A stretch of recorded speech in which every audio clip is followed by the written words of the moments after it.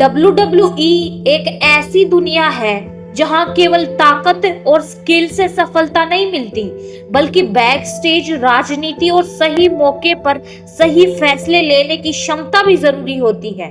बहुत से सुपरस्टार्स ने इस बिजनेस में नाम कमाया, लेकिन उनमें से कुछ ही ऐसे रहे जिन्होंने कंपनी के सिस्टम को खुलकर चुनौती दी। सीएम पंक उन्हीं सुपरस्टार्स में से एक थे जिनकी कहानी किसी फिल्म से कम नहीं लगती।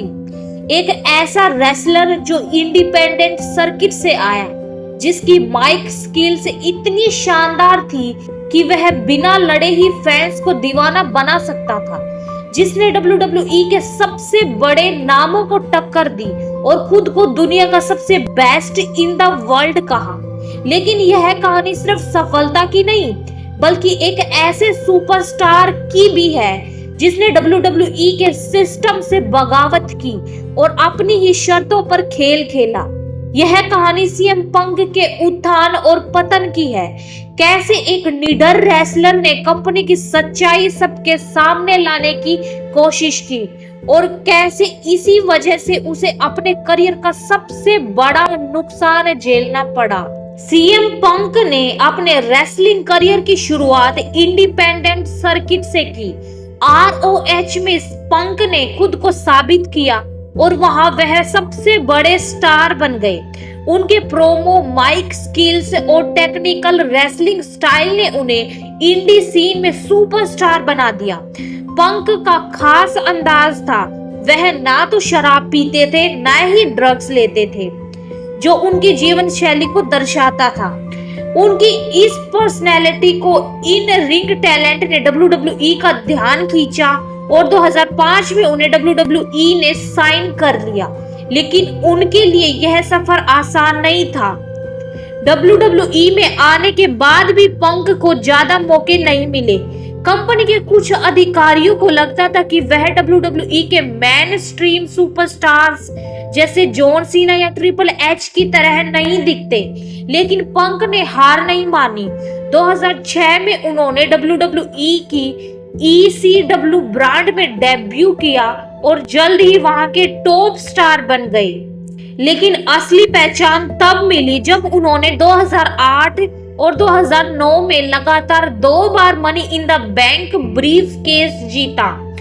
इससे उन्होंने WWE में खुद को एक बड़ा स्टार साबित किया और WWE वर्ल्ड हैवीवेट चैंपियन बने।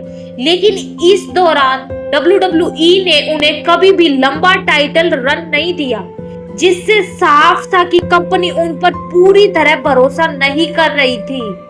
2011 में सीएम पंक का कॉन्ट्रैक्ट खत्म होने वाला था और वह WWE से काफी नाराज थे। लेकिन जाने से पहले उन्होंने कुछ ऐसा किया जिसने WWE को पूरी तरह हिला दिया। 27 जून 2011 को पंक ने एक ऐसा प्रोमो दिया जिसे पाइप बॉम्ब कहा जाता है। यह WWE इतिहास के सबसे चर्चित प्रोमो में से एक बन गया। उन्होंने लाइव टीवी पर WWE की बुरी पॉलिटिक्स का पर्दाफाश कर दिया। उन्होंने WWE के chairman Vince McMahon, triple H और जॉन सीना जैसे बड़े सुपरस्टार्स पर सीधा निशाना साधा। उन्होंने कहा कि WWE केवल उन्हीं सुपरस्टार्स को आगे बढ़ाती है जो उनके फेवरेट होते हैं, जबकि असली टैलेंटेड रेसलर्स को मौका नहीं मिलता। पंक ने यहाँ तक कह दिया कि WWE के मालिक विंस मैकमैन के बाद भी यह कंपनी उनके परिवार के लोगों शेन मैकमैन, स्टीफनी मैकमैन और ट्रिपल एच के हाथ में ही रहेगी और कभी असली बदलाव नहीं आएगा। इस प्रोमो के बाद सीएम पंक सबसे ज्यादा चर्चा में आ गए। फैंस को लगा कि यह एक असली शूट प्रोमो है, यानी पंक ने सचमुच कंपनी के खिलाफ बगावत कर दी है। इससे उनकी पॉपुलैरिटी आसमान छूने लगी। इस पाइप बॉम्ब प्रोमो के बाद सीएम पंक को 2011 के money in the bank event में जॉन सीना के खिलाफ WWE चैंपियनशिप का मौका मिला। यह मैच रेसलिंग इतिहास के सबसे बेहतरीन मैचों में गिना जाता है। पंक ने यह मैच जीता और WWE चैंपियनशिप लेकर एरिना से चले गए। क्योंकि उनका कॉन्ट्रैक्ट खत्म हो रहा था। यह कहानी और भी दिलचस्प बन गई। फैंस को लगा कि पंक सच में WWE छोड़कर जा रहे हैं, लेकिन कुछ हफ्तों बाद वह वापस आ गए और फिर से WWE का हिस्सा बन गए। इसके बाद पंक ने 434 दिनों तक WWE चैंपियनशिप अपने पास रखी, जो मॉडर्न एरा का सबसे लंबा चैंपियनशिप रन था। लेकिन जितनी तेजी से पंक का करियर ऊपर गया, उतनी ही तेजी से उनका करियर नीचे भी आ गया। रेसलमेनिया 29 में WWE ने John Cena versus the rock को मेन इवेंट में रखा, जबकि सीएम पंक इस जगह के हकदार थे। इससे वह बहुत नाराज हो गए। उन्होंने जबरदस्ती मैचों में उतारा गया, जबकि वह चोट से जूझ रहे थे। WWE ने उन्हें असली इलाज नहीं दिया, जिससे उनकी हालत और बिगड़ गई।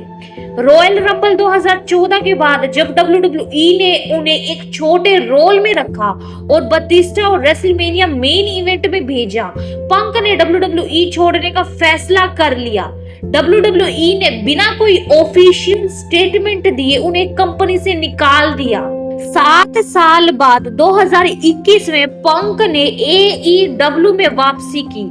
फैंस ने उन्हें जबरदस्त रिस्पॉन्स दिया और लगा कि अब वह फिर से रेसलिंग को नई ऊंचाइयों पर ले जाएंगे, लेकिन वहां भी बैक स्टेज विवाद हुए और 2023 में उन्हें AEW से निकाल दिया गया। 2023 के अंत में खबरें आई कि पंक WWE में वापसी कर सकते हैं, लेकिन अभी यह कंफर्म नहीं है। सीएम पंक की कहानी सिर्फ एक रेसलर की नहीं, बल्कि एक बागी सुपरस्टार की है, जिसने WWE के सिस्टम के खिलाफ लड़ाई लड़ी और अपनी शर्तों पर खेल खेला। चाहे वह WWE में वापस आए या नहीं, वह हमेशा बेस्ट इन द वर्ल्ड के रूप में याद किए जाएंगे।